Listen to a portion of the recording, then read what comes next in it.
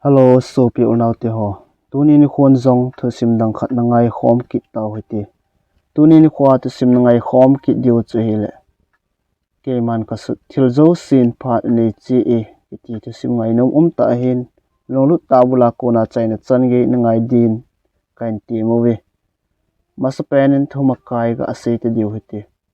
Chang tu phat a bangin chang at phat zong a kit ji e. An hun phat a bangin zong an ne phat zong a kit ji e. Lungim pet a bangin lung ol pet zong a ji e. Gan thei ni bangin nop ni kho zong a ji e. Ka ni kho bangin nui ni kho zong a ji e. Thlasit ni bangin kipa ani zong a kit ji e.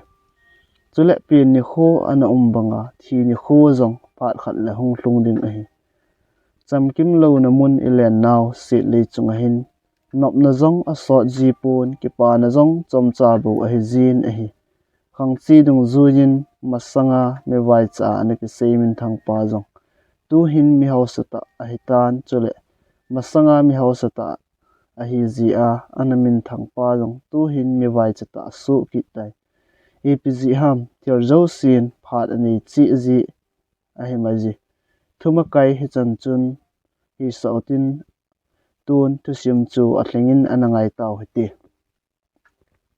ka khohet masanga ka pan ina da thla hlon a hi ta ji in ka chun nu to gen thei ta in kana ki khosa hloni ka chun nu hi me ve si hi ji in aloi le pai hon nung zong a phazo ji pun hi ji chun gen thei ta in kai thlang donga me ding an zu in a hol do kham kham chu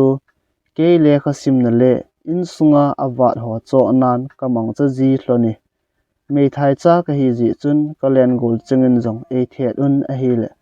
ki wo pi ding loi le pai jing zong ka nei zo ji pui amin mai maja nei lo gen thei hol chaga ho lung sit ding tiar tlang sap atam thle wangin ngai lu zala khoto ding la pan pi ding wang koima na di ji pui a ji chu leisi mi him te hen kam chenga ngai lut happy khoto tin a pha pha se na win a sei ho ta zong ta san the a hlom hle jingi ke ni nu cha khoto ding le ngai lu ding wang leisi mi him ping lo hi le kilomin ngai lu zala an chang hun khat e pe hlon ding zong koima a pui ka gen the hlon dan dan chu ate pi ding zong lo a hi ka chun nu adam mo a mezua chi thelo ting jingson janson ding zong kanei ji hlon tapun hi ji chun changlong motlong hopo metamin ko hun ji hlonin hiti hopo chu oiwana dingin kanene ji hloni ka in sung gen theina ho ka wet ji ting le khasim nga jing ding bo ka nomin a hin la ka zo pan alai cha ko na e vai thla na kam cheng ho ka gel do ji ting kapan e vai thla na banga lo ding chu ka nom ji pun hi ji chun gen theina tin cheng thu pumin le kha pon tho te in ka sim jingi ke ni nu cha ki thlamun na pen le kinep na pen chu pathian bo a hi jingin pathian chu a khat na in ka koi jing hloni school kai dinga ka chi tiang zong le mei thai cha ka hi ji chun hlon khom pi ding loi le gol zong ka nei zo ji pui loi le pai hawang ki pa la thanom ta in a hlon khomun lamlin pa ma dukan ho achun ne thei tui ta ta ki zu ho zong a ki cho win lam thlungin ne thei ne pumin a ki ho lim jiwi keiwang ka chang sen ka chi jin ka loi le ka pai ho chan chu ka ve jin a hi le ko cha ji hle jing jin a hi mit vet a gol thlang a ki hi jing ta awangin nei lo gen thei cha a ki hi ji chun loi le pai hon ne thei ani a jo chu ka du chat kom zong atam ji e a hin la koi man hauneu ne thei hi ne o a hi lo zong le hango ki wa utin hlon khom hi ti tia kam cheng khat be a atm ding zong koi ma ji pui ko jin ba ke e ki wa pi nom ding ham ke tabang ki wa pi mi chu min amu si ding ji a koi man e ki wa pi nom ji lo a hi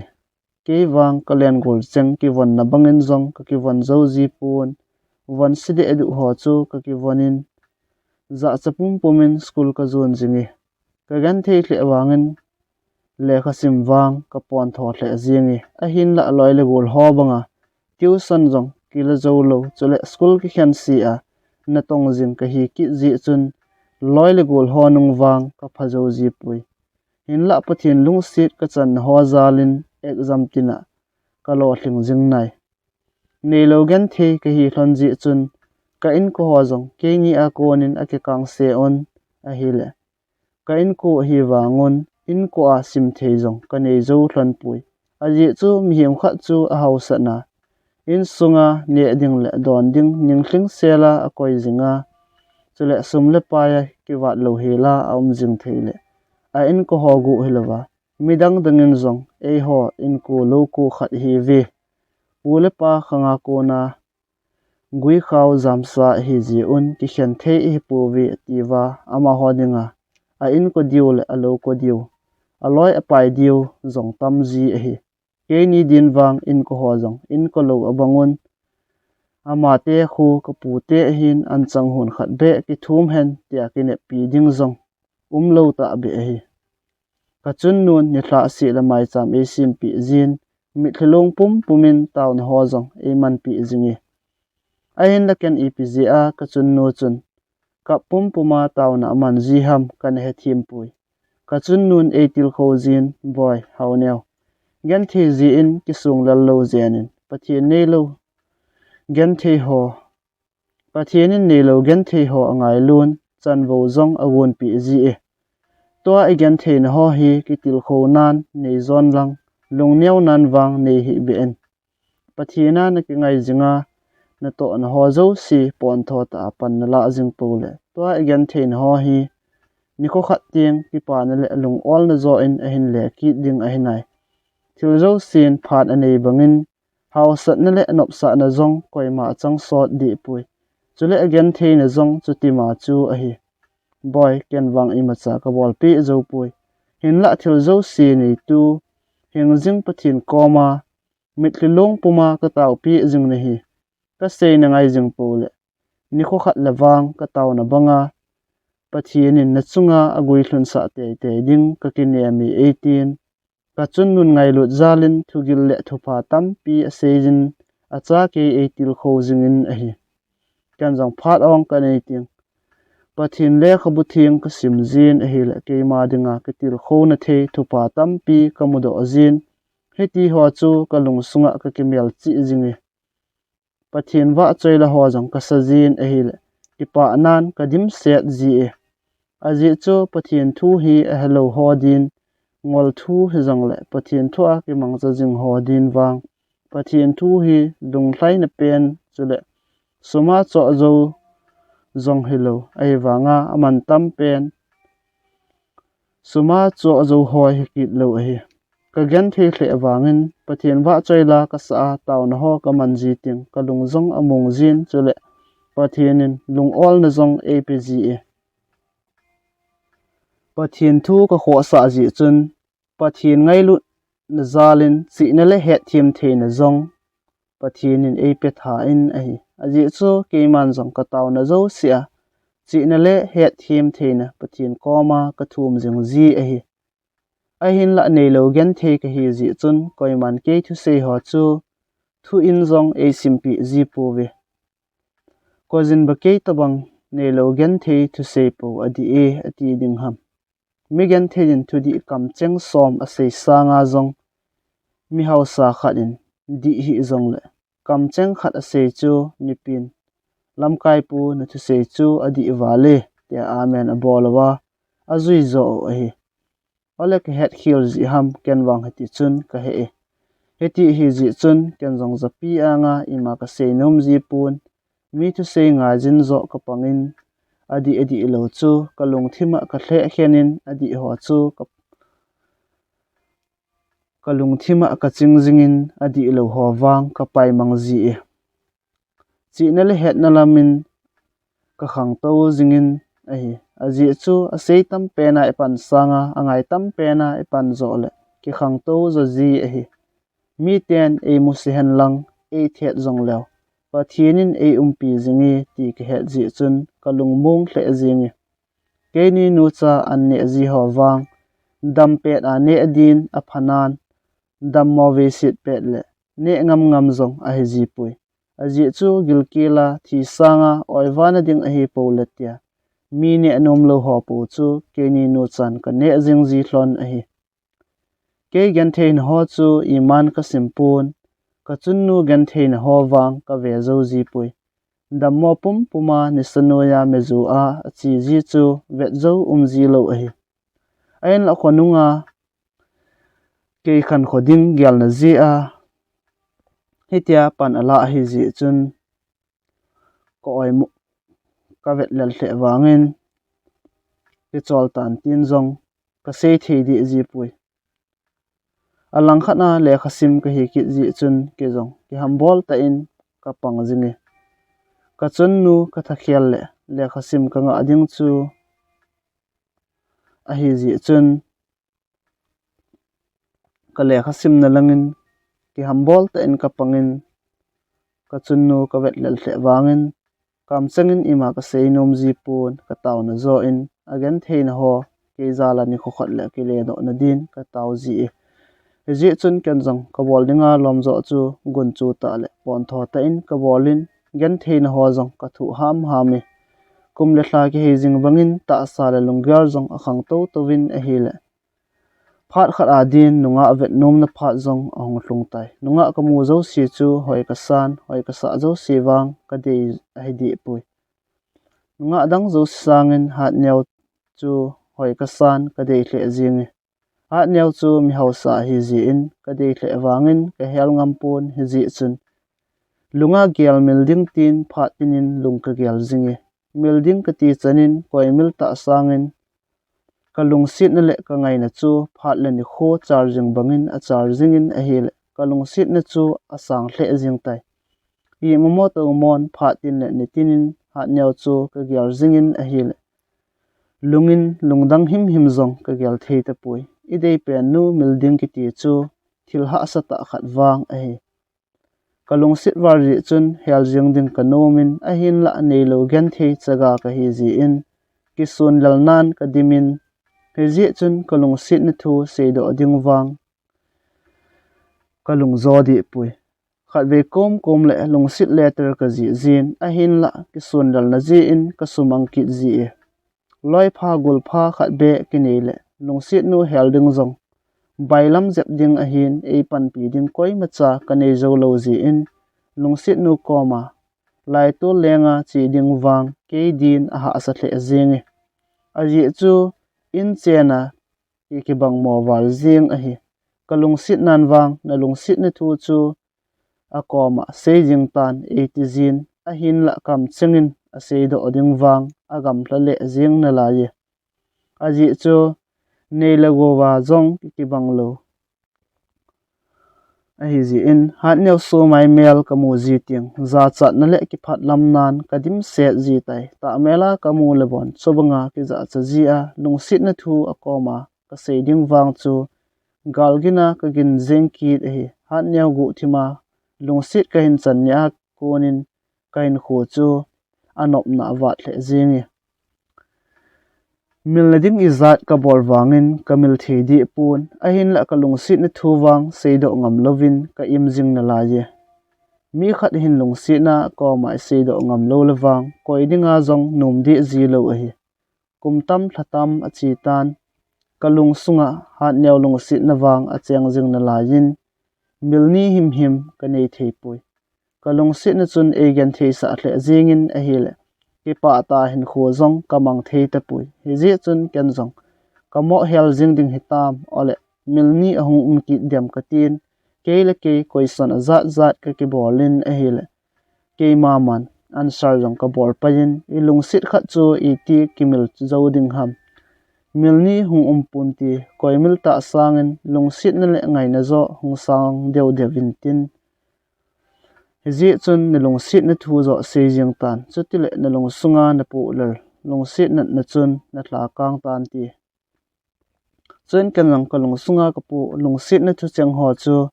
ka lung sit hat newa din letter ka ji tai lung lai gila kamil zo lo phat tin tina egen thei sa jing ka lung sit pen hat new in khu no ma naman jing hinam tu nia ka in tu sei ding ho hi ke se dinga wang lom lo chu a hinai ezong le golin ke khela ka hin sol he che ka le kha thot a thu chang ka ji ho hi nei na simpi a chole nei hin don but ki ding zong ka hin ti me hat neu nangin nei na het pi lo wangin ken phat sot pi lungsit mela ka hin mu a lungsit ka hin chan nei tai ka lungsit hle wangin nei lo gen thei chaga ka hi ji in na ko ma se do ngam lovin phat sot pi ka imin a hi le ka lungsit nan e gen thei sa hle jingi lungsit zia gen thei ka thu na kum khu sot phat in ka ta san jong ado zo ta pui e ji a chu ki sunglal puma ka lungsit na thu seidia he chele kha thot hi na ko ma ka hin sol jing a hi tai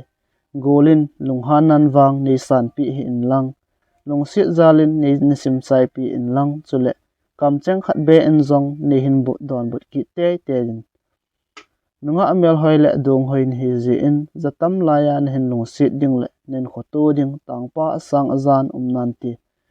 hin la ken kain lungsit banga nen lungsit ding goldang pon ti ke sangan hin lungsit chu pathin bo a hitai in khwa ding monga lungsit ka hin chan hi ji in ka lungsit na wang asang hle jingi ka lungsit na san dan hi khut a ji chai thei jong a hi pun chole kama se chai thei jong a hi pui ka lungsit na hi dam sung hin khwa ding mong a hi ji in ka dam sungin ka lungsit na thu hi se zo pungi hat neu ka lungsit war ji a za chapom puma ka hin se jing a hi ti nei het thiam pi in lang goldang chi na hauna hoina thiap na le bol thei na ho tawang nei te ka hi ben mi bol thei na zo si phazo hi zong lang lungsit na a nei vet lawang na nga dia lungsit na a dim set ka hi ka lungsit na thu ka se chen zo pui golin all in hin he thim na na ti eche ka le kha thot hi na mu le kam cheng khat be a ne hin don but ki ding din mei thai cha hau neu ke man ka hin ti me hi chan hin chai ta nge se khial a uma chole na lung lo lam ka se do kha a ta jong le long sit in ni he thiemin lang nei ngai damin ka ki pa e he che le kha thot ka ji chain lung ka gelin le kha thot hi ipi ka lo ding hi tam ken la pengam pung ka tin koi ba ka pi sa ding hi tam ole ka su mang kit jing ding hi tam ka tin kele ke ka kitil khove kele ke ka ke hove chen ken jong phat so ta ki boi pi a su mang kit ding wang apama je pole pa ten sai mat na din sai anga yin chule sum hol na din sum angai ma sai na ti bangovin agol nu ching nu khu pi sa ding hi tan ti ka tin hi ti chun lungsit le kha that chu agol nu ching nu pi sa din ka gel tai zan khu asot ta ji chun kenong taw na kamangin zan sot samang ka zal pai tai jing kho wa in ching nu ko ma ka chin sengam lo sa san aza chingnu he che le kha thot hi na gol nu ha neo e na pi ona ka tin le kha thot chu ka petai chen chingnun e don but in ka za he o koin hin choi sa ham ole na nga ham 18 ken jong henge ke za haji ana pete te zona chingnu ka tin e hila man jong henge ana penangi le kha ke ji chu chang hi ki sim lawang gil hle jengin tina 18 ken jong man lo po ka se hi lungsian na pete te yo chingnu a hi jong la ke chi kit ta nge ka tin in langa kong ke le kit tai in ka thunin an kane loyen school kai ding in ka chi tai chingnon le kha chu api ham ole api lo lai ham wang ka hetiem pun hin la hi chini khu chun hat neu chan chu a ki khial hle jing in ka he e vet lo ting ka thim vet zin ke lang a hin vet ting ka ki he mang ki ji e a chan le mai su chu ka vet le lung hang thim to kilovin a hi le nop na ap ding wang ka kiniam ta pui a hin la ilung sit pen nu chun lung hang puma e vet zong le a ki lung sit zingin chan zo si chu a ki vet nom jingi thudang le ladang jong gel thelovin ka lung sit nu chun ipilung a gyal dem tin koi ma het pi lovin ka ki sabui cheng jingi phat chom khat zovin ke ho jong school ka ki khen ki tawe ni thum tlin ni ge ja jong hat nevin kam cheng khat be a jong e don but lo phat in agul nu chingnu ko ma chun ka chin le khathot ka pu sa chu api ham ole api lo lai ham het chet na din kaga dong tai chungnu na golnu hat nia wa dinga lekha thot ka ji chu na pi hitam ole na pi lo lai ham tin kaga dongi chen chingnu nang ei don bot in ka pi ta chu ipt ham heo 18 kenjong kam chang khat be a zong e hin don bot lo ji a chu na pi lo lai ham ka ti ai bo ve ka tin a hila manong ei don bot kit in heo nang koma ki sei mai le ka gol nu hat neu khu ki bol thei sa awal chu anop ding wang ka ta san hi be e 18 chen ken nang ka don bot in lungsit ki ti hi ep ham e sugen the tle zingi epg a hat neu hi banga ka ngaya ka lungsit jing ham ke jong ka lungdong ji e chingnu a phat nan nangin an ki ho pi jin lang kam chang khat be a e hin don bot na dingin zong hin sei tang ona ka tin a hil aman zong enge o hawneo nangin nangaya ni lungsit a hile ep ba ki sei ding ham na sei bangin ana sei pi nangi 18 chen ken zong ka ki pa e chingnu ai zong la ke chi ki tangi ka tin chen in lang zonin kong ke le ki tai lungsit na san wal ji chun thildang him gyal theilovin ka lungsit hat neu bo ka gyal jingin chule hat newin lungsit na thua e in don bu ding chu ka nga lel hle zingi ni khat ke jong school kai dingin ka chi ki tan a hile lampam mun khat achun hat neu to aloi mi li ham ana dingun ke in mu phat un hat neu chu ki komin a hongin kana pi sa lungsit le kha tha chu abot telin kamai chang senan anei zingi naza achalawa ka koma hitabang thu hi na seingam ham nang tabang pa nei lo mi vai cha idele le si na dim set hi ding ham na hi na zong ki vet in lang na in chen na khosa adan zong ki vet domin koi nang na dei mong ding ham 18 e ho se za jing tan a hi le ke ding chun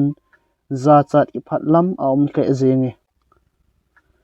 aloil apai ho chun ke ni chan chu e nui sat ki un a hi le ke wang za chat na thi thei ding hilang thi pai ding chu ka hitai ka za chat dan chu a se ji jang zong pon ha do ngam lovin ka mai ka ser jingi midang be hele athu zong nop nan ti leisit chunga kalung sit penun khoto na be ya aloi apai masanga hitia e bol jing wang chu ke ya din hinsanga thima nop a jingi kaza cha to ka thlasit to hi la kamaya mitli adim tan a hi che phat in skula chi ding jong kanom ta pon hi ji chun thlaseta in lam zonin kong kile kitai ka chun nun e dongin boy idinga na hongnung kit hitam ina ti ham ep na tia thlaseta a nom ham 18 a hin la ken wang kalai na chu nunga thu a hi ji in epg a ka hongnung ham ka seipi nom pui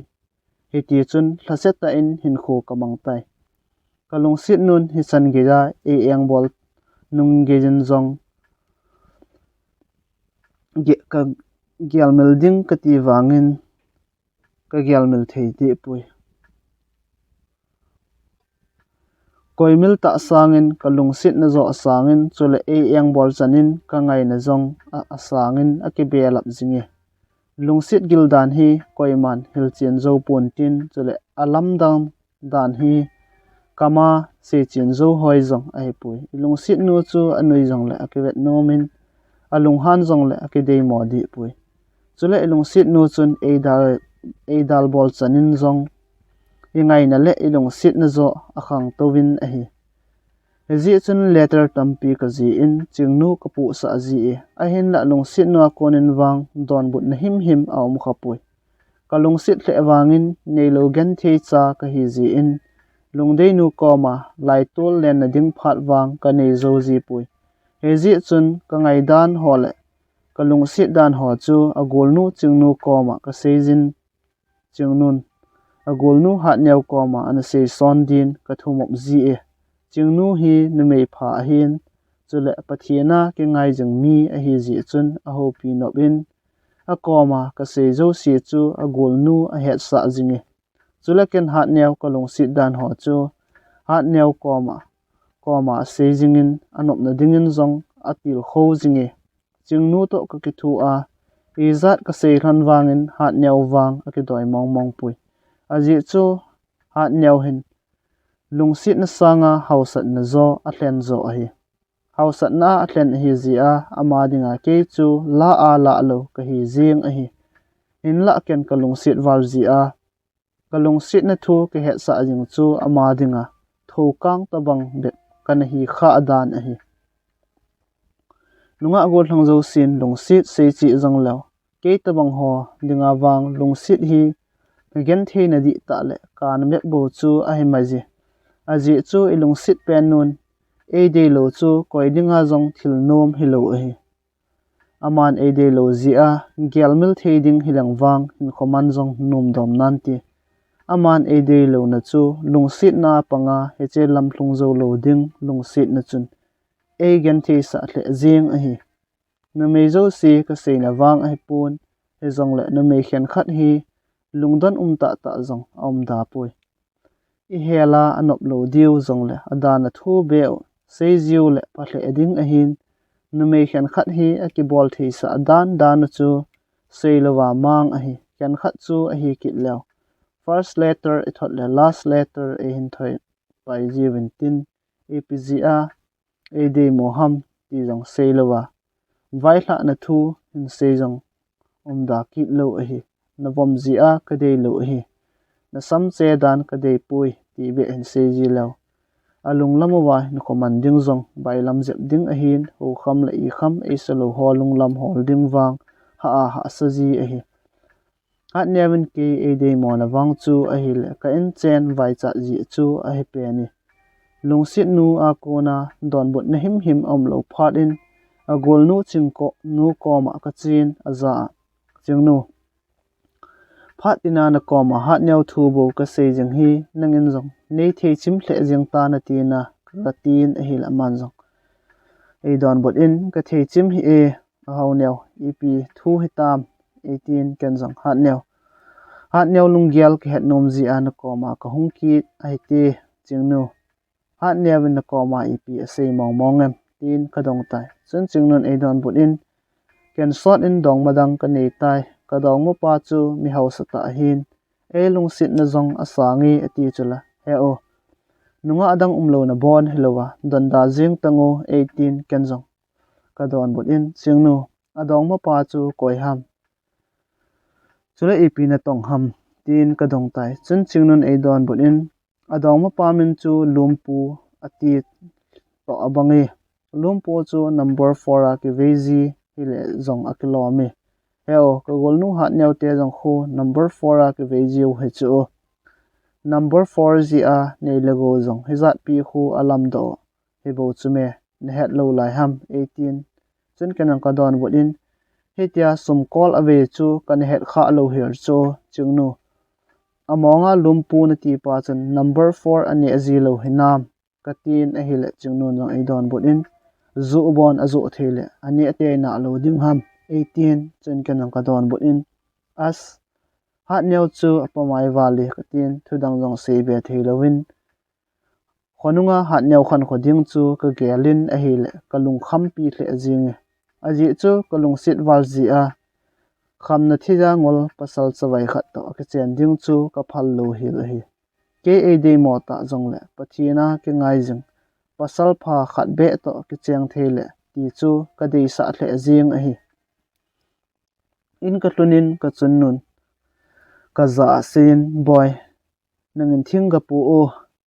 ni hla a ti khambo om tai 18 chun ke jong ki num sa lowin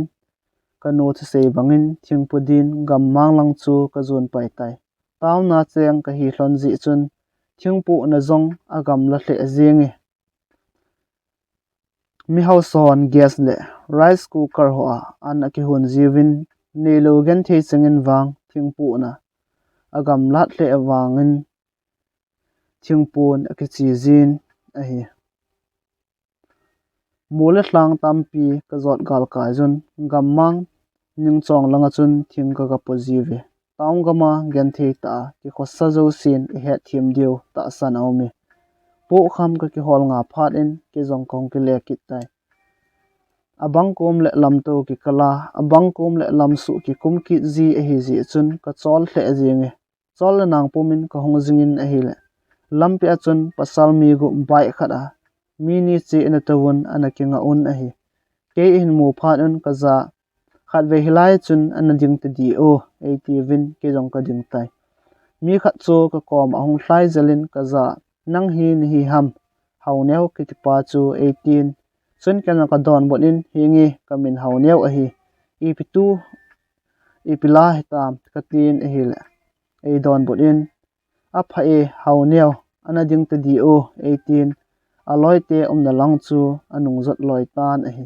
gala kona ki holi mu chu ka ngaile ep ase yuham ka za chin thei pun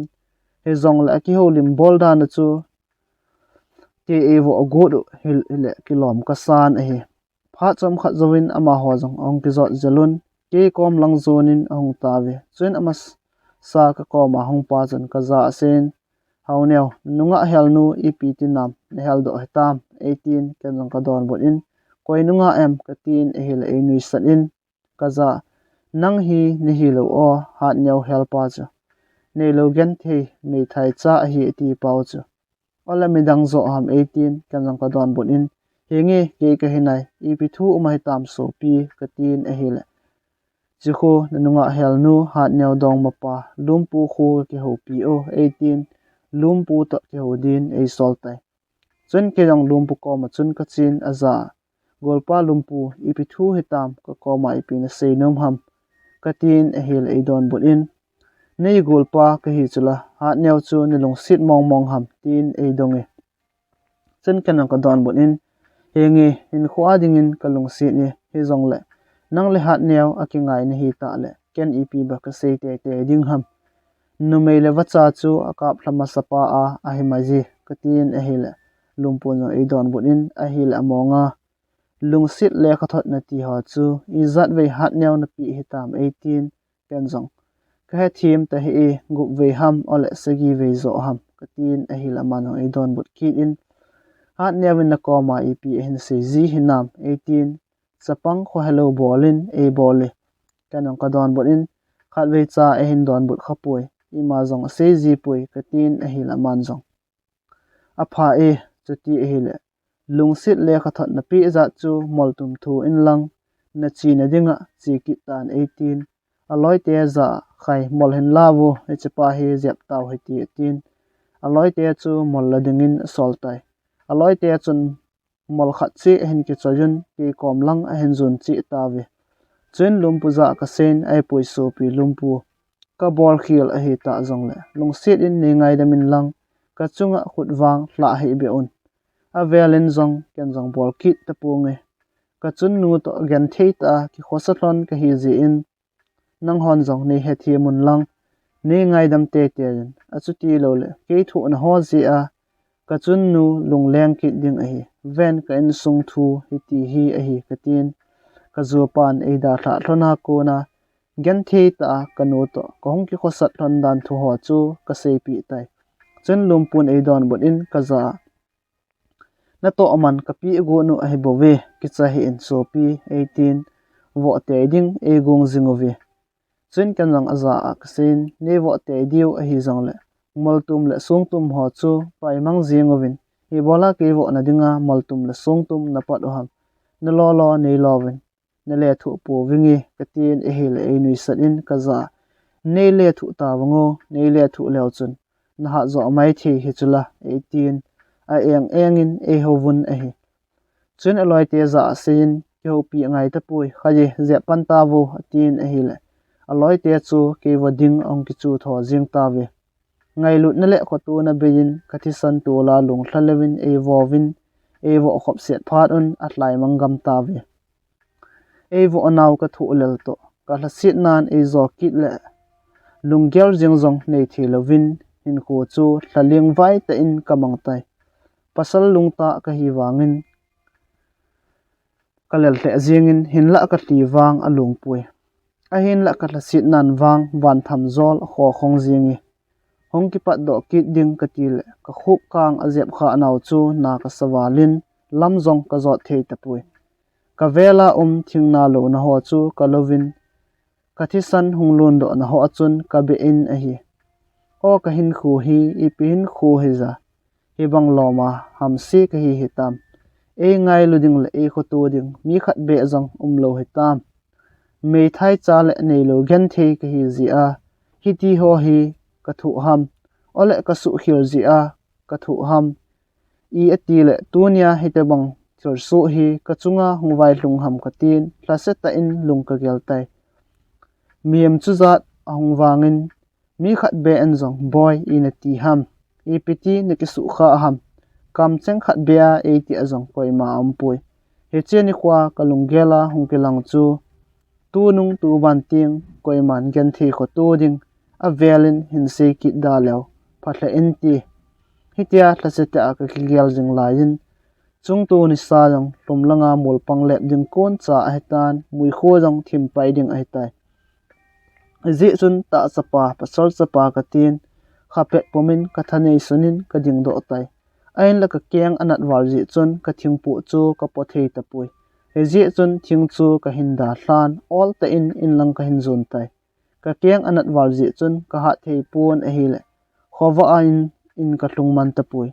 muthim noizin gen thei ta in ka hong zingin a hi le vai ge ta in chu ka ga tlung tai kachun nu chu lungdong ta in kot bula ana dingin ke chi na dinglang chu a hin ve zingi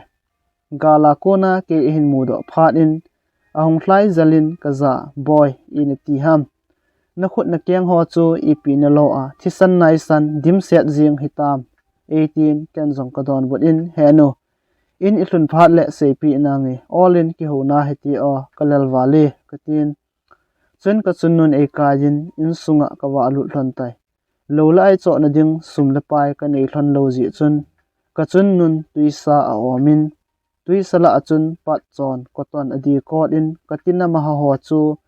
e thi ngim selfie e ka chun nu ko ma thil umdan ho chu ka sepi in a hi le apon a hle jingi boy tu kal hat new na ti nu chu nung hel ki te hin pathinin nangma dinga agon lo jong hin ti eni ne lo gan the ko jin ba e de hlon ding ham boy lumpute hon na bol nawwang kapon be se ajingi ni ko khat tiang ato agaw ama hon jong akimu ki tho diu a hinai boy gun chu ta in le kha zo simin lang mi het the ni hi ka sin nunga ki ti him hel ki te hin nagen the na bet bu hi jing ding a hi 18 ngai lut zalin thu tam pi e helin ka thu na vet zo lo ji chun a ti ki thi 11 a hi ke wang ka thu na kalal war ji chun pau ding zong kalung zo pun ji chun thip chen in ka omin ka chun nun e hil na thugu ka mo ngai hla in a hi hetia ka chun nun e hil jing la jin gyal pha lovin ching nu le kalung sit pen hat new a hung wa lut hlonin lo le ai hole ne thei tam pi e hin cho pi hloni gyal pha lova hat new a hung wa lut jing chu za cha na le ki phat lam nan ka dim jingi aji chu ama ho chen na in le ke ni chen na in chu ga avet ka le sun le zan bang jing a hi alang khat na chun ka ki pa ki thowi hat new chu a thip chet jingin a hi le ken zong ka ho ngam kit pun chingnun thil hen choi hlon ho chu ka koma koin ka za heo inati ham na chunga khutla ho hi koicha koinaw hi waham na mel het kha ami khat be lo ham 18 chen ken ka don bot in koi a hiu zong ka he thing ka hin pu le lampia ana omowa ke e hin mu do phat wa e mo avo azeng o hi ka tin ka zo chu ka sei pi tai aji chu lumpute holoi a hi ga ti ding chu hat new om ji a ka sei nom lo a hi chen chingnun a boina ve koi a hiu be chu helachun phatle adinga heo ipi mong a sei ham 18 kenong ka don bon in I ma jong a sei di pu vi nei lo gen the ka hi ji a e noi siu hi mai lo ding ham ka tin a hela chingnun e don bot kidin heo na hoi lai na sa em hin se yo ken na hin zaningi 18 chen ken ka don bunin chingno kata sapum pi hi ana su jingi zen kho zong angai pui ngai lu zala ne hung vet hlon zong ke ni nu cha adin a thing set e katin a hele chingnon he o hi tio hi ka thei khama ka en choi pi a hi e 18 thil en choi hlon ho chu 18 a hi ka kho he theya ko na khut chai thilpi akp masapen hi ji chun ka ki pa hle zingi aina lang khada ka ki phat lam na zong alien ki ni chun ken zong ki pa violate chingnu nang ni kho sa na ka chan na zalin na chung thlona ka ki pa e ka chun nu le ha nyaw chu thip chen in ke ni ke holim chu e ve hlonin a hi pha chom khat zowin ha nyawin agol nu za chungnu hongo e ni chiki ta heti tin chungnun hongai ti dio pha chom khat to ti di heti tin e hele ha nyawin ke en chi ta ngi tin a sei to a thu zingi ha nyawin ho khamin zong e gyal hi zong le mi ka ina hungta ka tin kam cheng khat be a ho pi lo ding chu ka nom pun hi ji chun ha nyaw na chi ding e hi ta zong le anamang pha o ka tin e hi le enge nang zong atin thudang i ma se be lovin a chi pai pai tai hat nyaw po do phanin ka chun nun boy n hel nu chu ama nu chu ham 18 chun kan jong henge he nu ama nu chu a hi ka tin a hi le ka chun nun jong i ma se be di ta pui ta sa ching nu le ka chun nu ko ma ka wangin kalung thim chu kalung sit hat nyaw ko ma bo alai leng zingi chen chung nun ka za sen he o i pilung na gyal kit hetam na lungzin to na lome 18 chun ken yong tu suna mi phalo han e bol naw ka gyal he bo ve ka tin a hel chung nun e don bot kit in he o i pi mong mong na tiu ham ka het no me nei se pin 18 chun ken yong hat nyaw ka hel zi a lum po holoin e vo a he bo ve ka tin a hel chung nun he che hat nyaw jong khu ka vet da ji ne e atin a ban wang i ma se be ta pui chun ken ka don bot in chungno nangin hat nyaw chu na hin pui ham ole ama zo nang na hin pui ham tin ka dong tai chun chungnun e don bot in ada sa sa ken ka hin pui a he bo ve ne the ho long chu ke ma suma ka hin cho a hi 18 chun ken jong chungno nang wang na phamong mongi na ke ta bang megen the ni ko tu hi van gama na san ding zong tam thle jing tan ti nang wang o cha cha na jingi ka tin e hele chungnun he o epizia na chunga thilpha ko bol ham phat kha ting hin hedo na na ti 18 ain la ipidoina a se ham ka he thim pui chen ken jong epg ham chingnu tun hin se yang tango pathin to kinaya na umji a nelo gen the ho ngai lut na ne hin ti na katin e hil chingnun jong hingi tin thudang wang ima se ta pui zan kho jong asot thim ta ye chun chingnu jong in langa anung chi ki tan e hi chingnu po do phat in ka chun nun ka za sein boy hat nyaw sanga chingnu zo chu phajalo ham chingnu chu a phat tu e 18 kan jong ka don bol in chingnu chu ki hel le num di pun ti ano any migan the ko jin iding 80 thon ding ham katin ehla kanun boy ke mu danin wang chingnu chun nilung si tu thowe chingnu chu hoijong hoijin phajong pha e hat nyaw na ti nu wang chu akilet sa tu wale 18 chun kan ka don bot in hano chingnu chu nume ching a hi ji le nume pha a hi ji ai bo ve ki hel mong le amazong I chum I leng hidi sampun ti katin a hi le ka chun nun jong ima se be ta pui ka chun nun chingnu thu bo se wangin ke lung sunga wang hat nyaw bo om jingin hat nyaw ka ngai na le ka lung sit na chu adai the him pui ka ta supum pi ana ji chun hap ta khat school kai thei lovin ka lo tan a hi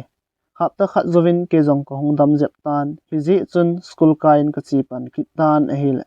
ka lung sit hat nyaw su mai ka vai mo hil tan a hi he cheni ko chun chingnu jong hongki pon a hi le ka lung kham pi hle jingi loi le pai dang ho ga do ding ka ti jong le mi nui si pen ka hi ji chun koima ka ho ngam kit pon he ji chun koima dong lovin ka lung thimin ipga hat nya hung lo ai dem ole ta sa dam mon ani hi jing dem chubang asu mai mel moding kal kinga lela hat nya su mai ka wai mo wang school hung lo jong am pui chingnu be hunga hile ama ki dong le phadinga katin ka changin ka ki ho le min a hi sun ni hlumin hat nyaw bo ka gelin a hi le school ki khen ding kal bo chu ka nga lel hle jing tai school ki khen phat le chingnu ko ma chi a hat nyaw chung thu do ding ka ti ji chun school ki khenin in lang ka zon pai tai a ji chu uniform suit thalawa mi ina chi ding kanop lo zi a chu in lang ka del loi hi in ka hlun le ka chun nu dam mo zar khuna ki hot puma ana chu ka gamudo atan a hi le da thla thei chu a hi ki ta pui ye chun ke jong ka po do ta pun ka chun nu chu ka pin ka chun nu zen to an hun zo ka kop tai a jing nu khon jong ha neu chu a hong kit pun a hi le ka lung kham na chu sei thei lo khop helin a sang hle jing tai a ji chu dongma ani ki het zia zinei ngap he tam ti chu ka lung sunga ging jing a he tai he cheni kho chun chingnu wang a hongin a hin la aloi ho ta khom jingin a hi le ka ho ngam ki pui a ji chu chingnun e khotu hle jong le aloil apai hon e thet ji owa aloil apai ho masanga ka ho num ji lo hi kata sa skula am wangin kalung thim chun hat neu bo gyal jingin hat neu hi iti heza alim amel ki mumong mong lo hitam katin hat neu bo ka gyal jingin a hi le hoila ya ka uma ipi ka bor ham jong he thelo khomin ka golden ji tan a hi school ka khen phat awin chingnu chu ka dongin aza chingnu nagol nu hat neu itimong mong heza school ka ya hongji lo hitam katin a hi le chingnun ei don bot in ka het pha lo chula o ho neu tu ka ke jong ka dam mo en tin ka ki ho mat kha hlon lo hil he chu zan he a jong hat neu chu hong lo ham 18 ken jong hengi zan he a jong ahong pui adam mo ham ole zinei ngam hitam katin a hil chingnun jong ei don but in sung buin hoji a hong lo zo hin ti a hi lo leba adam mo khat to jong a hi diam atin chun ken jong chingnu nangin hin khol chin ta ngona itimong mong ham ka het chet no mi katin a hil chingnun jong henge hin khol na nge 18 ti chun chingnu chuto lam hlungin ko hong ki ho su pe hloni ni hlum konin chungnu ahongin a hile ka ki pa hle zingi aji chu hat neu chung thu a het chet hitan ti ka ti si a chu ka tha nom a hi chun ken jong ka ho pi pain aza hong to wo chingnu ka tin to na khat chu ka pin a hi chun chingnun he o an ne hlon hitam 18 ken jong henge ka ne hlon tai nangin la na hin ne hitam katin e hilaman jong henge ken jong ka hin na tai o ho neu in sung chu asawale hango leitul langin zo to hiti 18 chen ke ni jong leitul langa ka ki zo do hlon tai leitul ka hlun hlon phat in chingnu za chingnu thu pha ne hin pu pi hinam katin e hil athip chet jing tai chen ken jong ka dong kin in chingnu idinga na thip chet ham hat neu chung thu ne het chet ta le nei sei pi tango ka het no me katin e hilaman jong he o hat neu fon ka bol le achun nun a hin pik in tin ka ki ho hlon le atin aban sei be lovin athip chet ki tai chun ken jong chingnu sei loi loi jo achun nu to ne ki ho hlon le ipiti ham achun nun na ko ma ipi sei ham katin a hilaman jong lumpu to akizam hlon tai ati 18 chingnu kam chinga kona kalung sit hat neu zini ka za do chun zan mang abangin zan mang ham kati zong le ata a hikit in a hila lungsung ki pa na wang am tapui kalung sit pen nun hin khwa dinga eida thla jing chu ka gel le lainat na le thla sit nan e to min a hila pasal ka hi wangin kamit hli ka binga ahong lung thlatai ka lainat wal ji chun ka to na muna konin ka ding do in mun thim lai khat achun ka kap tai hat neu na chung thu ka za hi ata among hitam laigil changsan hi ji in ka hen thlazo pui idinga golin kalung sit na gildan gyal thim lowa phungdang na zot jing hitam hat neu kalung sit na sandan hi he thim hita vela chun he bang lamin silung mol pu na ti kapi lung sit hi hin khwa ding mong hi ji in kadam sungin na hin mil zo pu ngi lun thlia wakang dia nei lai tan jing hi ken wang ka sangam pui hat neu kalung sunga kon na koya phat tin le nitina langjing na him kon ei sol ham thim thulal dia kon ei hil ham naw bang ka ka na dia sahi lai dum nu zong itikala sangthing chunga cheng the hin tem e pin mit aba ka hin mu a milni him ka hin nei the lo ham kon na sola angdang koi jing na him hoilang tui ham ka binga hunglung hla he katin tong kai ki san thelo huiwate nin nu pahin kho amang khomin koido aizin ei tum thlana ei ni hi lungyal ki bang thelo him ei pi wanga ka nei ham ei pin khu hetam ka hin khu he sanadang ka sanga ke dia bantam zo kalung sit pen ha neu ka hin khu hi hin ven kom chan zong hin ven na vet zo hinam ke ka kap mi i chung thim thu zong ling le khaw obangi sumle sila ka that do zo lo lun hlia zong ka chaw zo lo ke pen gol de tun wang ka vai mo tai school ka vai hlun ting ka thim hol hol zin tun alangi na mel kalung sungin na o zong agingi heche khomulo lungsit na hin kain khopum pi hi thintui kang lewa eki gyal sa lun hli hul lewa e sa jing hi keiwang ka hin nom tapui thi bon azun theya song pi bon ake thele idinga gol lungyal hebang ta lungkot nei hon pi thelo ham hebang ta a lungkot nei hon pi thelo ham sangaleng chan na zan choldam na jing zong ke din wang khun ling nei chunga zalding ka bangin samang zong ka zal nom tapui boy nang lawa ke hi iti ka kithamun ding ham kalung sit war ji a neida hla hetam katin thlaset ta in sen naw bangin ka kap kap tai thlaset ta a ka jing lain chingnu ka kom ahongin e hong hlem tan hi heo kap heo idinga nu mei khat ji mai maya na chuti ka ham hongo to khom ki ta hete 18 ki chun ken ka don bulin ke wang kalai na wali koiman bon e ngai le lo ki thi do jing telabo ka nu mi ka tin e hil chingnun heo na thu sei le nom chan chu chapang ho to na kilowe hongo kap hen ken ka hen lung si ni tin e hil ki phalam thim hiding a hin amu asimin aban sei be tapoi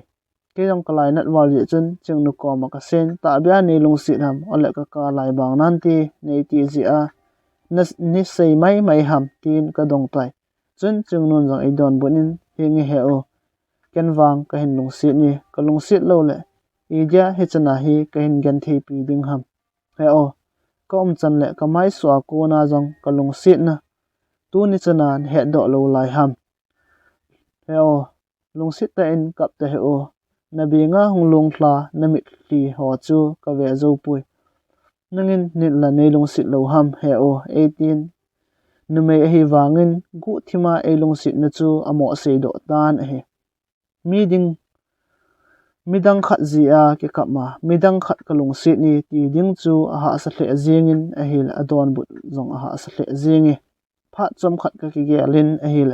ka chun nun a modinga ana dei sa jing a hi zi le chingnu zong mi hoi mi pha hi ki ji chun ken zong kalung si ni chun ken jong ka don but in gan cha jingin bon alung sit ho he thim thele ken iti nei lung sit na ka he thim da ding ham ching ken zong ka hin lung si ni hin khwa ding mo nga nei dei hlen a hile ken zong dam sunga pa abang pa khom pi din zatam laya la nu nang ka hin hlengi ka chun nun zong ha neu sanga nang zo na dei hlen zo a hi tole ken zong ka na lung si jingi a hin la ka na sei do ngam ji pui na gol nu ha neu ka na hel ji in ka tin chen chung nu no i don but in he o ke nei lung si a hile na mei dang ji in kap te ho ngo chol thawa noya khaw bang chan lungsi thim thu sut khom heti 18 kamaya kalun ti chu ei thi hulpi in ke ni rong thawa noya thim thulel khom din kong ki zo do hlon tai chingnu lungsit ka chan jing ta awangin ka lung sunga ha niaw amang thei di pui aji chu i lungsit khat ki mo gyal mil jeng thei lo hi thing lagu banga leinoya vuimang thei hilawang milding zong bailam jep nan ti chun chingnun ka za sen heo idinga tlasijing na lai na him ole kalung sit ni ka ti ji a nangin zong kalung sit ni nei ti mai ham 18 ken zong ka don bul in naw chu ti chu a hepui I bola nei sun lal na lai ham dam sung hin khwa dinga lung sit ka hin chan na hitai hat nyau ji a ka gen thein hole ka hlilon na ho zong kalung sit pen nang ang la ya ka gyal mil ding a hitai nang tai lo kinep na ding dang ka nei zo pui ka tin a hila chingnu nong ei don but in he o ka gol nu silung mol zi a na gen the na ho le na lilon na ho ken kamil sa a na hli zong ka thi hulpi ding a hi he o tu kal hat neu thu se ji ta ho na 18 ken zong e lung sit ding le e kho to ding koi ma om lo hi tam ka ti nu nga na mi lung sit na ka chan ji in na chunga ka ki pa na sangin chule ka kinyap na zong ali ni naw ka kinyap na wang nei su ke pi hi be o na ka tin a hi la man zong enge he o ka thi san wat khat om lai sia ka in thamun jing ding na lung lama hin khu zong ka man jing ding a hi 18 chen kan ka don bot in naw na chunga ka ki pa na sangi mi kam mol ka hi ji in ka ki pa na zong ka se chin zo pon chule ka lung sit na gil dan zong ka se chin zo poi ji chun ne he thiemin hat newin e bol na wang ka lai na mong mongi ka tin a hi la man jong e don bot kit in he o ke zalin he thiem zingo nangin ni lung sit hle wanga aman na hin de lo chu pathianin na phat sa thon lo zong mai the hi Thiljousen Phat Aneicheh-E banga nang zong ni khu khat tiang mi he the na hung hi ding chuni tiang chule kisia kap kap ding a hi zong le chini kho tiang chule phat le ni kho anagi sang ding a hi tai 18 chen ken zong ching nang wang nu mei ching ta le nu mei phata na hi e na hat neu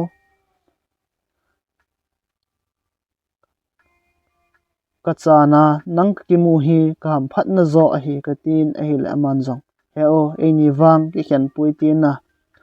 ikilung sit na sunga khat la khat iki het thim tu na ba na zong khat la khat ki ta san tu jing hitin chule alajin jesu pan sa jing hiti ilung tup agui hlun na din 18 chen kan jong hingi naw na seizo si hi adi su kejin zui dinga jong lom mong a hi ka gen thein ho ji in ni sung lor ji hi to o katin a hilaman jong hingi sunglal pungi he o lungsit na le kita na bo ken ka dejin hausat na le bol theina chi na le min than na ho chu iman ka gel thu pi pui ngei hin lungsit jing ding bo ka dei pe ani 18 chen kan jong now nang mama na lunggel a hojin a pha e ikam chenga e seido thu cheng hole mulso te dinga ilar sathim thu ho hi hoi chanin si hetin hoilai munin umjong lehen gyaldo jing heti thlepna izat in umhen lang thulam leng asang azan tam jing jong le lung thadai lovin pang jing hitin lungtup mor so na ding galdo jing pumin malam hin khu no jing heti ngo naw ne na hung tha ngi zan khu sot wal tai katin kalung sit ching nu khu chu ka tu in ama ho in lang ka zun phei hlon tai samlo ka in ke ni zong ama ho le tur chu ka phapai hlon tai kalung sit ching nun ka za sein heo ka hin ngai war ji in phat tina na koma umjing ding ka no me 18 kan jong ka don bot in now ke jong nang koma umjing ding bo ka no me hi zong le zan khu sot wal tai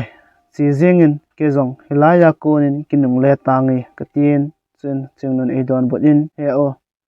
hat neu ngai na ji in wang kap ki ta hi cha o na nagen thei ding wang ka phal pui 18 ken jong yengin naw kap ki ta pungi kalunga nangbo ka hin gyal jing ding na hi tai katin chen chingnun e don bot in heo nang wang ka sung lel ji e na changa na umting hat neu ngai jin kap ki ta na ti 18 chen ken jong kap ki ta pungi e dinga nei sun dal ham nangbo kalung sit pen na hi tai katin chen aman jong heo na kam chenga ke ni tlamun wangin nilung sung mila mu the hile hat neu nga jin kap nan ti 18 chen ken jong lung sung akala iti so mai thlai ding ham ven nang zala kalai nat na zo si ka gyal mila nang lung sit ka chan wanga ki pa la thanuma hin khu hi kaman ai tai naw chi jingo jingle thain ki muto kit hitin chuting lunga lung sit na thu ho jong sei khom kit na heti katin a hil aman jong he o ai jong la ke chi tangi anamang phatan o 18 ken jong he nge nang jong anamang phatan katin kong kile kit tai in katuna chun nu no min samang anazal tan he ji chun ken jong ka zal na khun chung ka zon pai tai I mudinga hun chunga zal ka hi wangin kalung mitlan hat nyaw su mai mel alang zingin ahile samang jing zong zal theilovin lungin hat nyaw bo ka gel ki jing kit tai kalung sit na thu zong ki sei chai lo lai za hat nyawin eda thla jing hi athu ha wale tua akipan hi asot mong na dem atlun na in sunga alung hlai mong na dem katin kalung sit wal ji chun akhan khoding ka gelin ahil kham na theja ngol pasal khat to ki chen jing chu kapon athle jingi gan theiken kalung sit bangin lumpun lung sit zopun tin hat nyaw hi gan thei hle jingin ti hat nyaw lung gelwang nop sa na ding bo hi ji in sot zopun ti achai na chu gan thei na bep hong hi khading a hi pasal chawai khat ang la ya a hoi na zo si amul jing ding wang apamai te nge ji katin lung sit zalin hat nyaw khan khoding ka gyal pi jing na la ye ka ki gyal jingin a hila mi phungdang changsa khat ka boi pi jing chu ke le ke ka ki oi mo ki in neilo gen thei ka hi ji a ka lung sit na gyal thiam lawa angdang ko ya a hi ta le ep ba ki seina lai ding ham alung hlain a hi po le alung dei bangin chi mai tan ti hat nyaw boi pi a gen thei thu jing sangin kalung sit chingnu to ka khan khoding zo gyal mai tangi chingnun chubanga elung sit na idinga mizi po ka boi pi na alai ding ham chingnu la ken lung tuk kamol so thlan na ding zo gyal ing ting malam khan khoding bo gyal tangi katin chingnun elung sit dan ho chu ka gyal zo tai chingnun lung sit di ta elung sit hi ji chun ka ki sun pi ma jingin chule pathienin hat nyaw khiala chingnu APA ke zadinga a phazoding agun zo hinti katin lungthlai selin ka omtai zan khu aswat wal ji chun hetman lovin ke jong kan I mumil tan a hi chingnu la ke gil ta a kong ki lung sit thon phat in kain khomandan jong anum dom tan a hi school kaidinga ka chi thon jong le ke ni chu ka thon khom ji thlonin ki khen phat jong le kong ki thon kit ji thloni phat le ni ahong charging bangin ke ni ke ngai na zong asang hle jing tan a hi le ke ni ke ngai na chu a hello koi ma be se aum ta pui chingnu chun le zon jong a hlonin I ma wang a se thlon pui a ji chu chingnu te hi mi hausa hi na ban wa zong pathina ki ngai jing mi te a hi kit we ke jong nei lo gen the ka hi wanga pathin thu kho sa na ho za la chu chingnu chun le zon jong e phat sa thlon hidingin ka gyali gyal pha lovin ka chunnu ahung dam mon anat na thu lel hle jing tai ka ji chun ke jong school kai thei te lovin ka chunnu chu ka bui pi zo tan a hi ka chunnun ne la cha sumle pai a hol thelo phat in ke chu sun tiang na tongin ka chi jin sumle pai ka hol do kham kham ho achun in sunga awat le pai ho le ka chunnu ading lo le ai cho nan ka mang cha jin zanting ka chunnu chu ka khut ta in ka zen ji e class 12 exam bol phat anai ta ji chun lungdei bangin ka lungsit chingnu jong ahong zo ji pun he jong le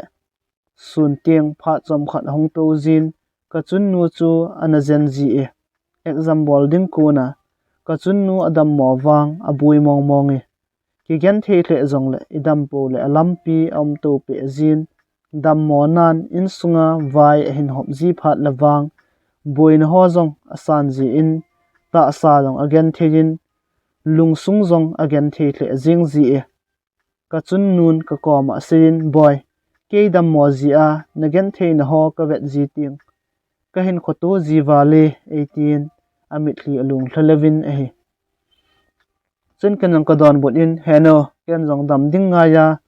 dam mo zal khuna na hi ka hin lung sit walin ka ve zo ji pui heno na dam ding kal ka nga le dam loi loi jin lang hi o nang na dam mo le in sung jong abui wale ka tin e hi le kanon e don bot in boy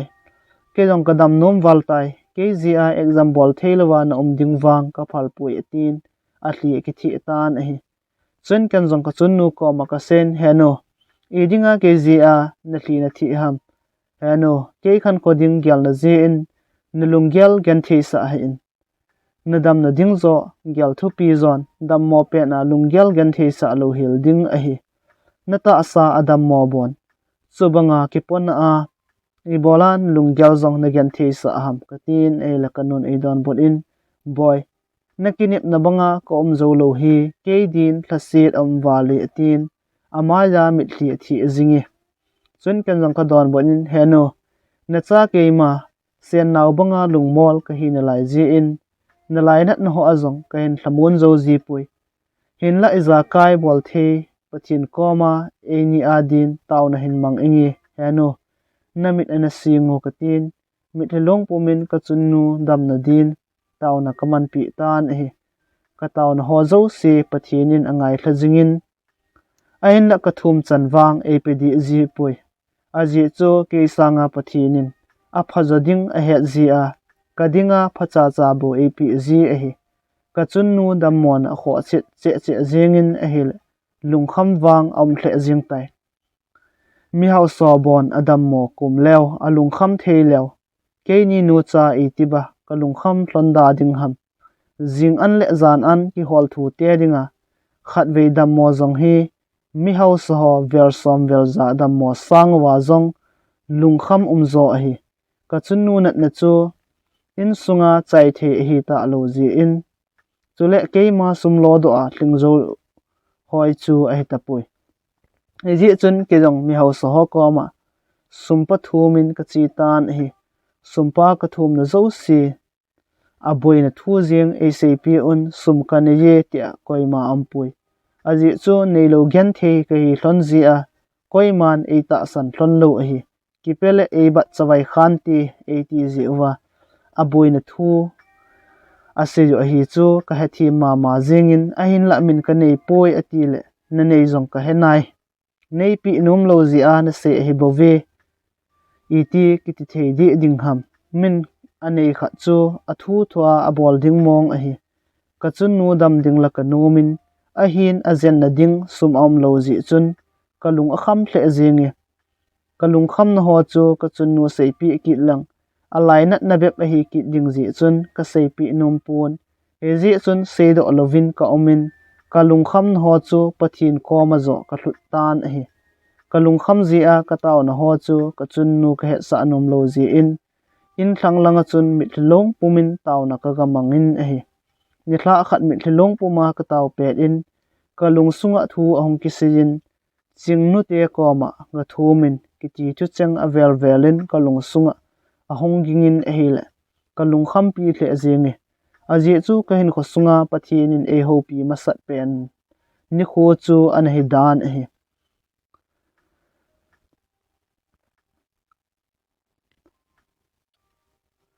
kalung sunga thu ki sei chu ka gyalin chingnu te ko ma sumpa thum ding le thum lo ding chu ka sai ka ajingi kalung thima chun ka gyalin chingnu te ko ma sumpa ga thum lang pi chu e pe na winti hinla idong ma te ko ma sumpa thum ding wang lunglel a hle e za cha jong omin ki phat lam jong a ome ka tin chingnu te ko ma sumpa thum ding chu ka gyal mo hle jingi a chai nan pathianin e sol khat to jong hinti katin heji chun ki jong za cha na le ki sun le na dim set pomin chingnu te ko ma sum pathum dingin ka chi tai sengam lo sa san ka sejin ka chun nu zen na dinga sum le pai ka ngai cha dan tho chu ka sejin sumpa ap na divin ka taw tai chingnu chun nu le zu pan jong ka buin ho chu e he thim pi hlonin e kho sa hle jeng hloni aina sum ane lo pe do hi kha ji chun e pe the ki po vi he zong la e kho sa na zalin chung nu pa chun mi hau sa ho khat ko ma e pu jin kain sung buin ho chu a se pi in sum pa jong e thum pi e he che mi hau sa pa chun tha a ka sa dinga zo ade ji chun tha a nei sa ding le na pe na ngi sum pa dinga wang ka phal pui 18 yan jong ka chun nu dam na ding a hi pu le tin tha sa dingin sang som la sang li ka hin kila tan hi mi hau so dinga khat ve bazar kai na kham bo hi jong le ke ni dinga wang atam thle jingi ka chun nu zen na dinga tam wal wang a hi pun ni kho tha a nung sa dinga zo tam wal jing a hi a je chu ni kho tha a ni kho khat na zathum ahi le ni som li le ni gup alo na tonga ka kun zong le zani ka bat na lai ding ahi ne la cha ki hol thu te dinga ni som li wal bat sa na ni khu su mang ding chu ha sa jing ahi he zong le ka chun nu dam na ding ahi pu le tia ka la jing ahi tai ke dinga wang le kha sim kit ding chu kama zong seilo ding chu ahi mai tai aji chu ka chun nu adam mon a ko na ahung dam do ki zong le a ve si ji a lo na zong a to thei ta lo ding ahi ke ma ta in kanung sa lo le bat zong asa ding lo ahi tai sum la pai bat la tha ma ka hol do kham ho achun ka chun nu chu dam doi in hospital a ka pujin lo thiam ai thiam ho ka zen sa tai ka chun nu achanga da thla ding kanop lo ji chun ken ka ompin adam ding kal chu ka nga lel hle jingi dam doi ina ka sung thlona chun ka lung si ching nu zong khat ve hongin ne the ho zong tampi a hin choi ching nu dinga example phat anai to ke chun nu chunga lunggim puma hin ko kaman pe hi ki ji chun lungsit nu to ka kimel mu thon wangin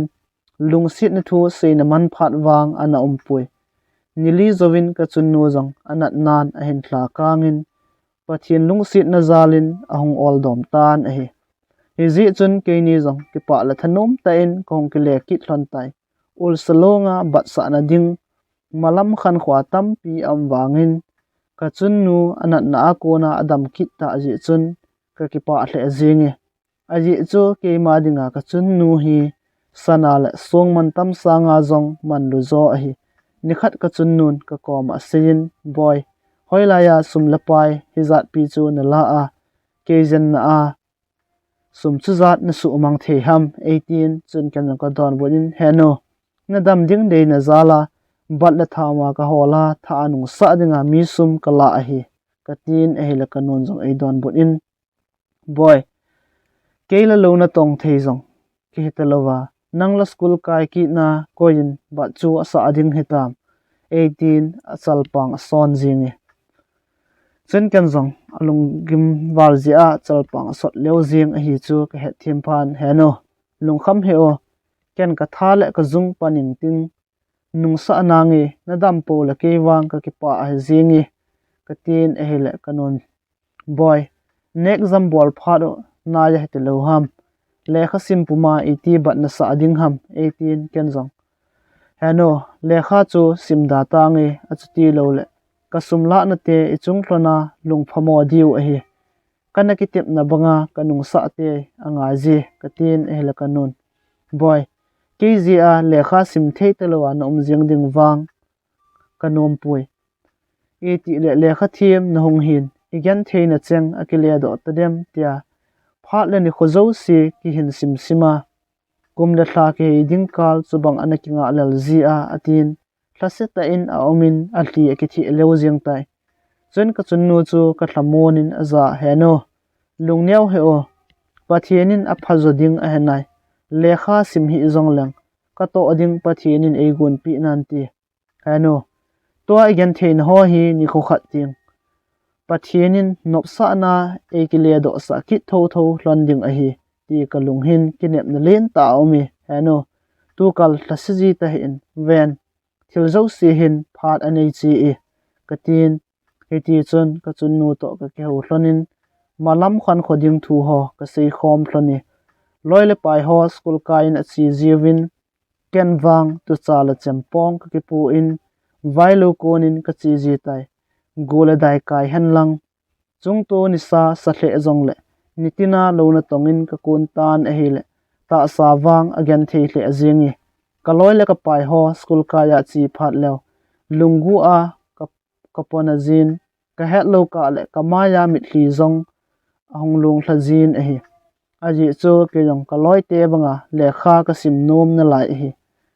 he zong le ka in sung din munin azil ta lo ji a school kai nom hle zong leng ke ja dinga he the ta lo a hi kalaina na san wal ting dil supumin tauna kamang jin a hi le ka tauna zo si ngai hlajing pathin chun lungmon le chan chunga lung oina epizin a hi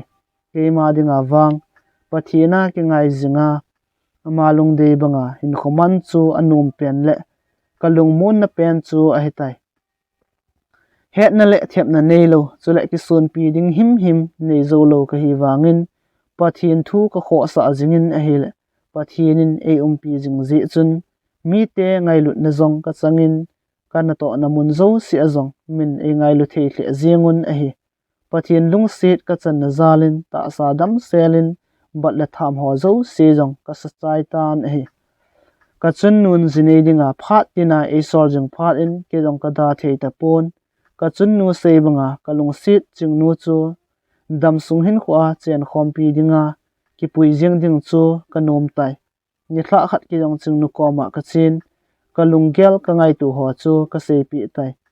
ching nun pathin dan thenga ki chen ding adijin chule ken jong ka deji ne lo gen the ki hi thlan wangin pathin lung dia zinei ka hi pole satui tama ki chen gol wa boarding hi jong le kho ka sapun eje chun ching nu to ka ki ho thlan na ho chu ka chun nu ka sei pi tai ke ni lung gel banga boarding chu ka nu jong adei ji in chingnu thumin ka chi ta ve chingnu nu le pan jong ka ji dinga chen nu hlon chingnu chu e phal pi hlonin ke chen gol wa nakin bol na ding phat le ni khu jong ka ke te ta ve pathin le zapi anga zinei ding ka hi ta ji chun ken jong ka zinei ni khole man cha ding tin sum le pai ka holin nitinin lo na tongin ka kun ji e hetman lovin kana kinop to naw ni khu jong ahong tlung pai tan pathian le me pi ang sungin kalung sit ching nu chu dam sung hin khwa chen khom pi din ka kitep pi tan he chingnu te in langa kin ka bol pet chun mihim atam thle zengin sima simzo hoi jong ai pui en la ke hoi na ka bol phat un wang mihim chu a hlom thle zengin a hi aji chu neilo gen the ke hi hlon ji a ka ki pa na kho wa zong e ki pa pi dio mihim hlom a hi kojin ba ke ni nu chakin bor e ki pa pi dio ham mi ten exam pass na mai maya jong salenga thawa kilom sela an kong jong asiam ziu a hi ke ni nu cha wang ka gen thei hlon war ji a chatui tama bo kin jong ka chai jeng hlon a hi ji a chu ahong ki khom ding mihim zong ka ki mu zo hlon lo a hi mihim lung gelin wang ka hla chu ase thowe hinla ka hla sit na sanga sang zon ka ki pa na alinin a hi pathinin kalung dei nu to e jang go ma ama lung de ya ki chen na kin thing ka bol the ju chu ki ya dinga lo pi pen hi ji chun ki pa lo the ka he pui boina le ha sat na lovin pathian ma pui na zalin kin thing jong ka bol chajin kalung sit ching nu jong ka in nei pi din ka ki pui tan a hi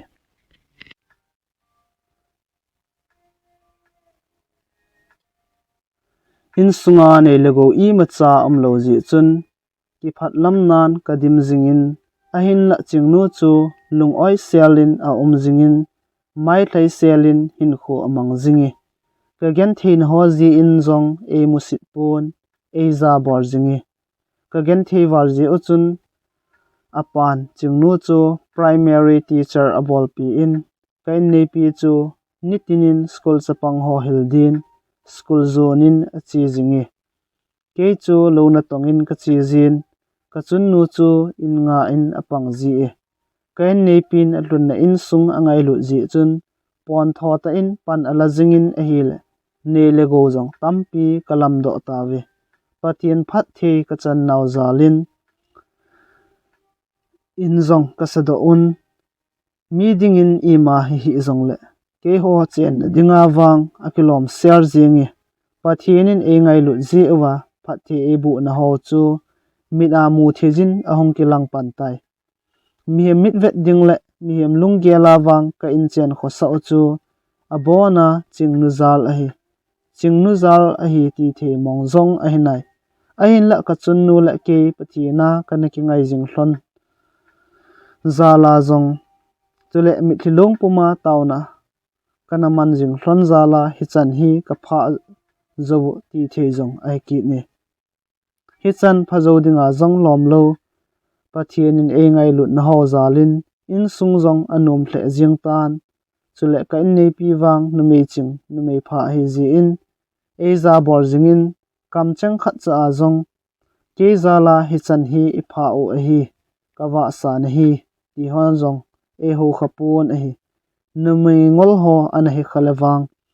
in sunga nei lago zo si dong ke lam do a hi ke hung cheng da lang hoi la ya nei lago hi zat hi nang ni no chan na lam do zo thon ding ham tia kilet sa ta e ho sit mat chet jing ding a hi chingnu wang achuti pun alung lo lama ka chon na am kha zong le he o hitia na bor sanga chu hiti zo hin bol le chun phading a hi tin gu thim chan alung gel ho chu ka kom a sei zo jin a hi chingnu tabang na me pha ka ki mu hi ke jong wang pha ka ke sa hle azengin chule pathienin phat the e bu na pi penin zong ka gele azi cho pasal zo sin azilinga na me pha de chi a hin la koi zo sin zi pha ki mu zo ki lo a hi zinei ki ti hi hin khwa khat ve ding bo hi zi a e tlen hil kha le hin khwa ki pa mo a ding chu a hi ma ji ke wang ka jinu chunga ka ki pa in ka lungzong a hlai sele pathin le khabu thiang sunga chun hi ti hin a ki suni zinu me pha chu azi pa lal lu khu a zengin zum le za mo bol pi nu wang azi pa dia guna changnat tabang a hi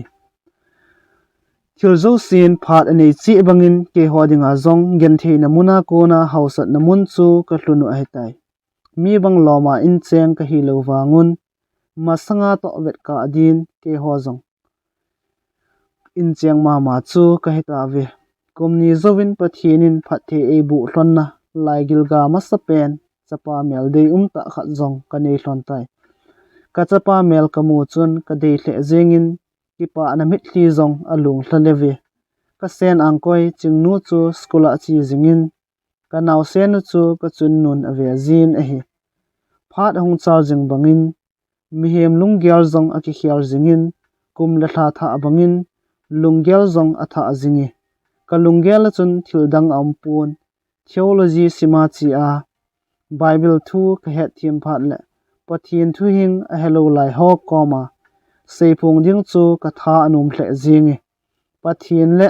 phat tin le nitina thildang zong gel theilovin pathin thu seipung hola a zawding bo kalung vul jing tan a hi ke chi hi zong lang a chi ding mi tamin tin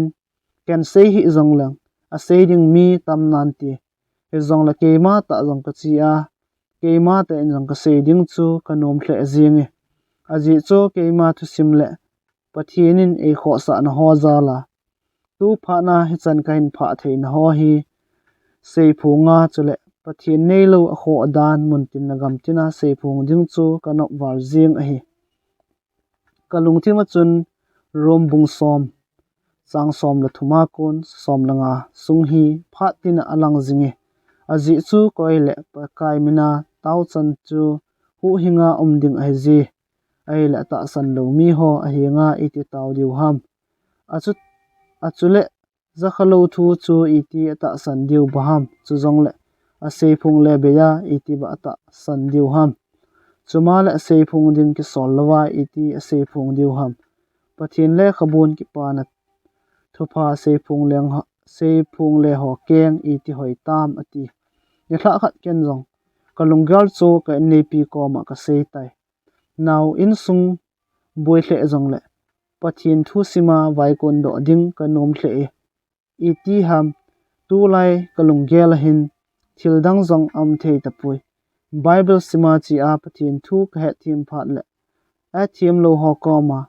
pathin thu tlang sap ding bo ko lunga hin aging zingi katin a hila ka nei pin zong ai don bot in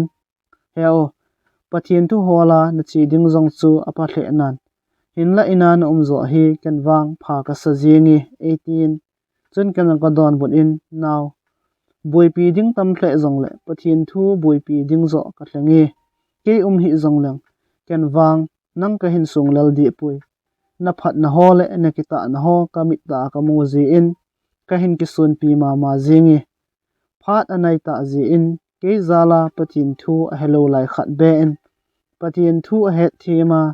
hu hing na thu pha ki san ding hi iti man tam he tam pathianin ei sor zong hin ti tin ka giali aji chu tu lai ka lung gel hin he chet thu tai lo thil dang him him a ompun hi che thu bo hi a phat zo sin ka lung sunga aging zingin alang zingi ka tin e hile kan nei pi no e don bot in he o chutia lung na gel zong le a phatle zengin ki pa zong a me nang to kom khom le no ka sa war zia ka sei thu a hin hetia pathianin naman cha nom a hile I bola ken ka za da ding ham pathianin na ko na banga na chi ding chu a pha pen a hi 18 chen ken jong naw ka ki pa wa le ka lung gel ho ni he thiam pi a ka vai kon do ding ni phat sa ji in na chunga ka ki pa ta nge ji ka tin he ti chun ka en nei pi ching nu chu to ka ki ho lim thloni ka lung gel chu ka chun nu jong ka sei pi in a hi le ka chun nun jong e phat sa pi e he ji chun ke jong chi ding in ka om tan flight ticket jong ka ki la tai phat le ni kho charging bangin jingkho hongwa le bangalore zona ka vai kon do na ding ni kho jong ong hlung tai he che ji chun in sung mi ngai chang to taw na ka mang khomon sei thei kham khamin khat la khat ka ki til kho tu un ka ki vai thla ta ve dam sela ka zot namun ka hluna chule in sung mi mel kim dila ka ki mel mu ki na di win zong taw na ka mang khomon a he he che zan chu ke ya dinga lung hel na zan chu a he tai aji chu ka sen jingai pen ka da hla ding ka cha sen mel dei ta ka da hla ding chule ka sa ata ka chunnu ka da hla ding chu thil nom hi di lo hi ka ji ka cha mel ka wet le lung siat mel apu hlonin ka da hla lo lai wangin hlangai a ma sa jingi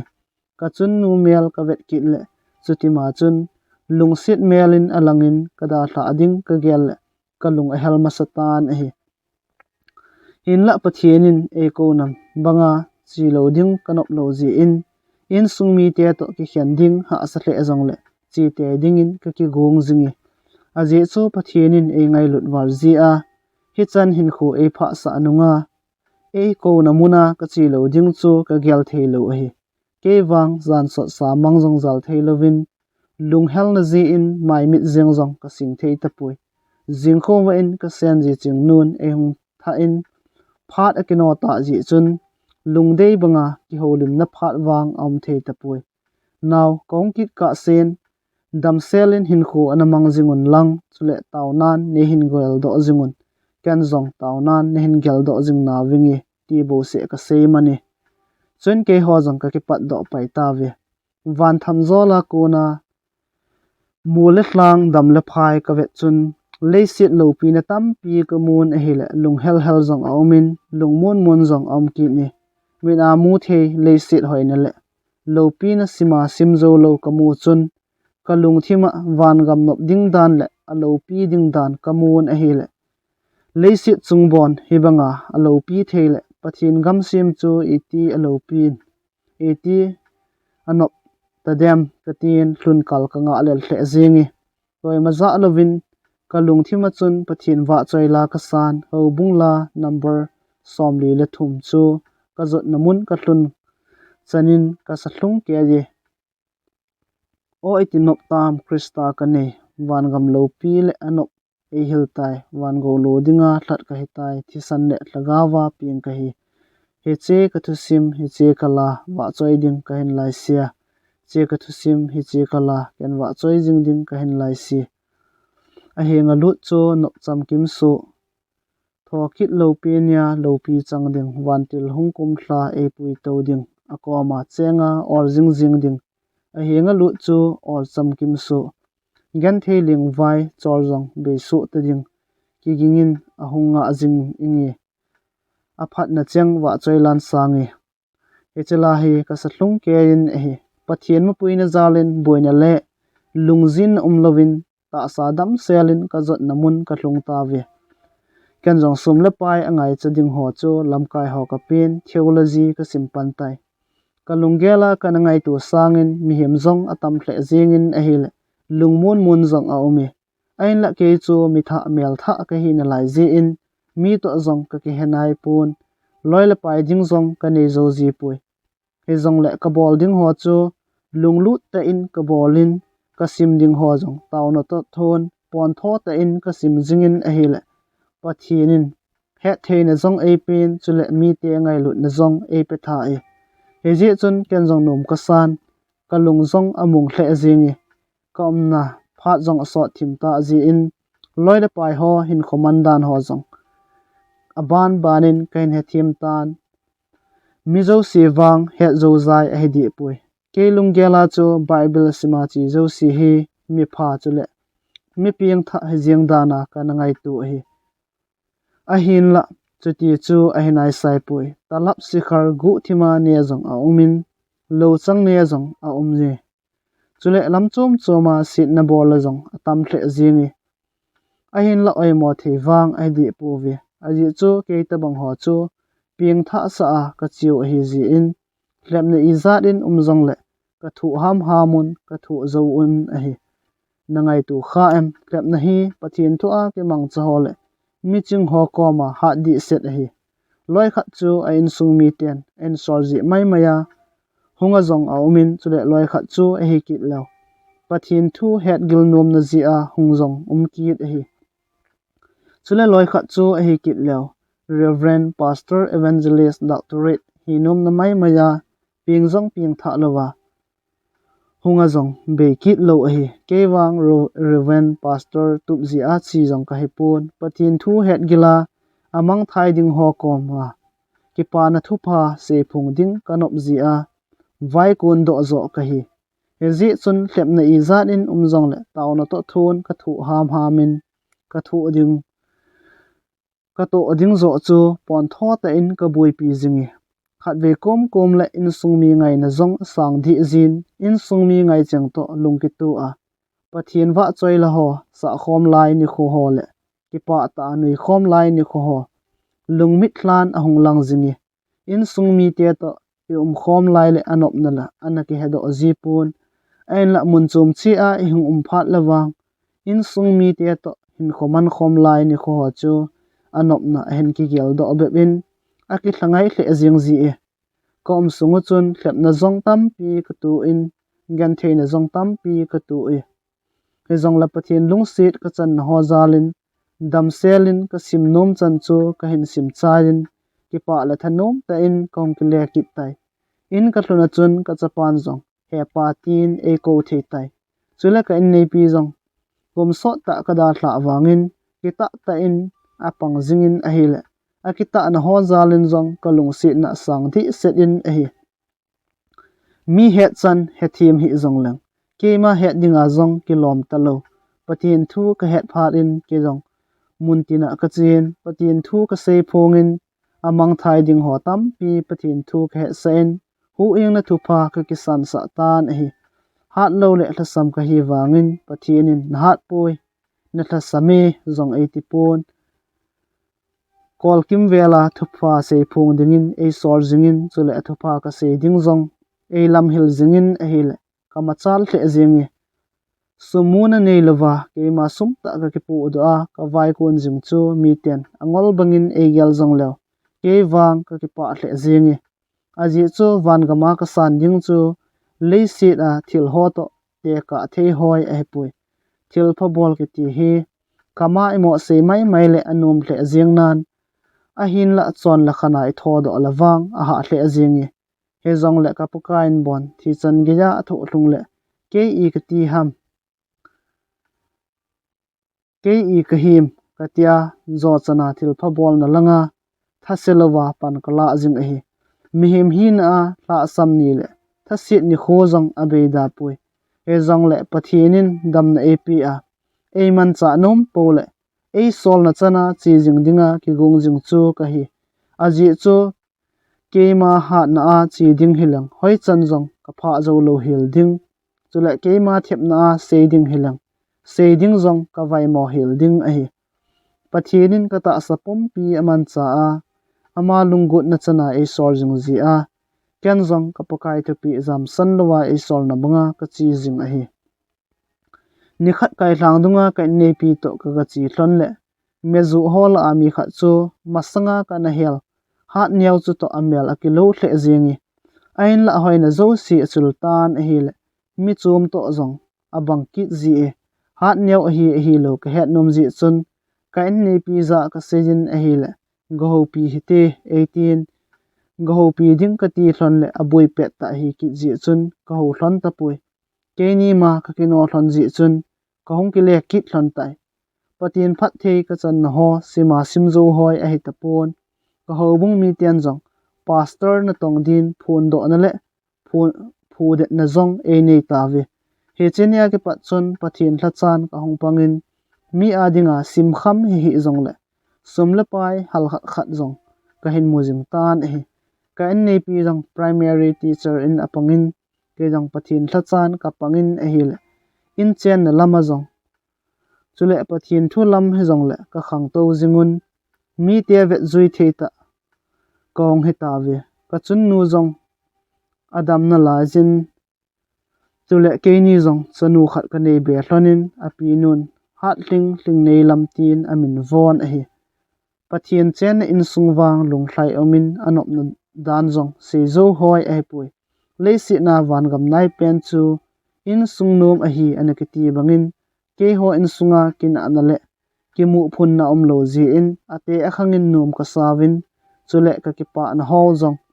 e ki pa pi dio mi hem zong atam hle jing tai pathian ni thla ahin leitu la phe ka phawin in sungmi ke kemin ka to khomin ka ki da jun a hi le nom ka sa thei hle jing ovi heti chun lungmong le hlamong in ka omon pathian thu le nuina thei thu ho lungki to ta in ka sei khomun a hi pha chom khat zovin ka kel kot lango chun mi ki nu tabang ka zawin a hil ka lung kham pi hle jing ovi e ji chun ke jang ka chi in ka ga ven a hil koi madang na hi pun masanga na kan hel hat nyau chu hlaseta in anakap mi ka gel pha lo lai ta hat nyau hilai muna ahung ka jiang chu ke dang ka sawalin chule ka dat mo hle jingi chuin aza ka sen hat nyau ni hi hin lo ham idinga naka ham ka tin a hi wangin amanu chun kam cheng khat in zong e don but pui chu phat in ken zong ka in nei pi chu ka ko lojin hat nyau thlem bi din ka sol tai a gol nu chingnun a thlemin a thlep bi phat in sungin a in pui lut tai chen ken zong ka dongin hat nyau ina ti ham idinga hilai mun ta chu chapang banga nahung mo ka jing ham tin ka dong tai chen amanang e don but in he o nei na wa hong ding ka ti a gala kona na umchana ka vet le lungkitu ta na nui khom ho chu kamu pha na ke din mun le nang ho din mun ka vet ka le ka hla sewala ka hong ka do kha a hi 18 chen kanang ka don bot in ha nyaw nang ho in sung i ti ham na loi pa idingan hen pui lo ham ka tin a hil aman jong e don bot kit in heo ke ho in sung thu wang sei nom jong om pui ka ji pa jong atin sei chai thei te lovin akap hlatai chen ken jong ka hlamonin ha nyaw kap hen sapang banga na mo ka jing chu na kilom ta pui kap lovin in se jengo katin a hil aman jong e don but kin heo leisit hausat na ka gel thapi war ji in tun ka vai chat lo tai ven ka in sung Thusim chu hiti hi a hi ko ulum pu to naw khat ka nei hlonin a hin la ka naw hlon jong adam thei pon zanmul an lep tai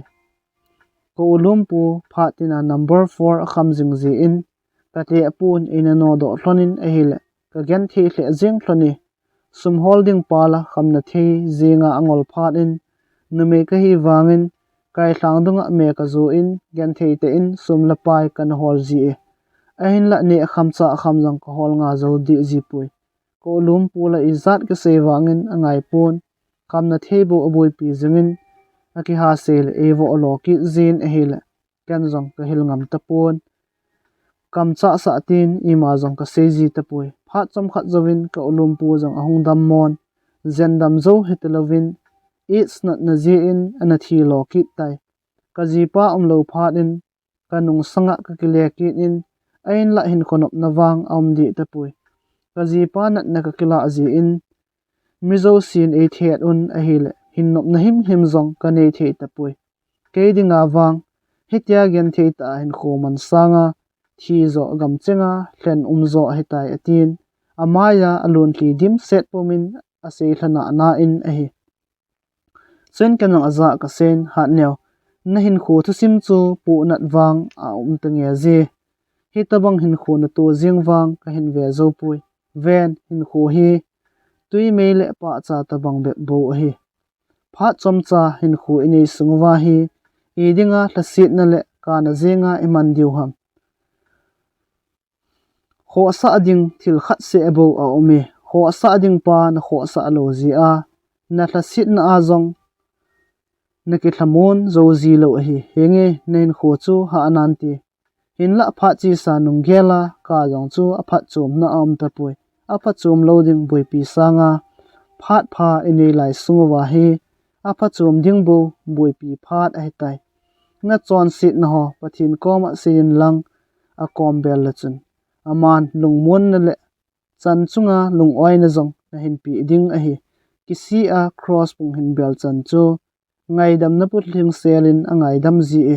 ha neo pathin hi hela chun chon sit bol na ding phat zong na nei lo ding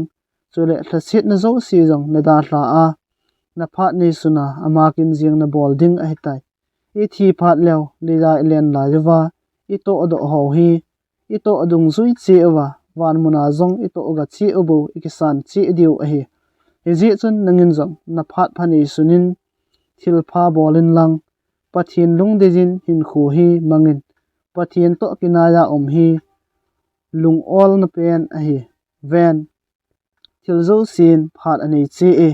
tun gen the ki sajong la chun hu ing na thu pha na ki san le pakai gam sem khopi na thun phat le nop sa na chamkim sela na mu ki ding a hi na dam lai sunga lung na he lova pathin dinga phat na pi nom di lo le tun tua na gen the na ho sanga sang zo a chamkim sela na gen the ding a hi le sit hi chamkim lo na mun a hi ji in nop na zong a chamkim zo pon chule gen the na jing zong a chamkim zo pui thlagau gama wang Thiljousen chamkima ding a hi tai ka tin ka sei the kham khamin pathin thu ka helin hu eng na thu pha ki san na dingin zong ka til khowi aji chu hat neo ta sa la so mai ka vet le adam sot lo ding ka het he tai eji a chu ken jong kho sa ta a pathin thu ka sei pi a ka lam hil a hi he ti chun ka zo chanin ka til khowin a hi le ama jong ki pa hle jingin a chon sit na ho jong a ki si hle jingi ada sa san an kung ka simin an zong ka ne sa un an ane zo phatin ama zong akile ki tan hi he chenya ki pa chun hat nyaw zong ho un kain ahong jing tan chule taw na ho azong apon tho hle jing tan hi nikhat ka chun nun ka za sen boy hat nyawin anat alali tv nagavet loading ham 18 chun kan jong ka nap koma ka chin aza now kino ta in hung ki gongo hat nyawin anat tho lale tvin gawe heti katin chingnu jong hong ki gung loin kino ta in hat nyaw te in lang chu ka dal phi hlon tai vai ge zep hlon leng kalap lel hlon ning chu an hai tai ka hlun hlona chun paw zong na paw thei ta pun alim le amer zong vet ngam ngam a he pun lung sit sit om jingi ken jong ka del lut loin ho pi theilo ei ta awangin ka ho pin aza hat nyaw thi lung mon na ne hitam ka tin e le amit long pumin a khasudot in a chi pai pai tan e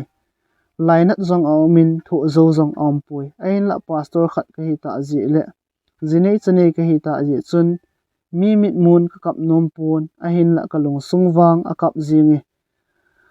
hat nyaw chan te zong lang a thlagau hin khu ka hu do man ji chun alang khada ka lung amongin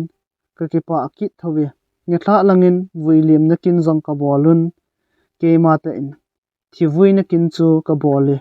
tu hin kum khat wal bep achi na lajin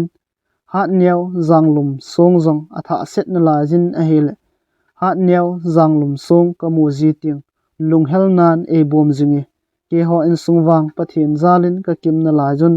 lung ki tu ta le cham dielin pathin ko ho khom jingun a hi Thusim zong hi ti chun ong ki chai tai he che Thusim he pathin in ki dang ta e hin ji do sa hi aji chu Thusim dang ka ji ho banga la kha ji a ka ji zong ai pon chule Thusim lui ho akona ka ji zong ai pui a Thusim min ding hi ka sema tawna kamana ka zi le pathianin achai na gya kilom sela e hin zi do sa jing a hi thusim lunglu ta hin ngai ho zo si chungin seizo lo ki pa thu ka hin phungi chule thusim hi ngeina sa a na phat chumpi le like comment so jong ne hin bol pi divin achai ne pen ki ti mu ve dam sel sel tawin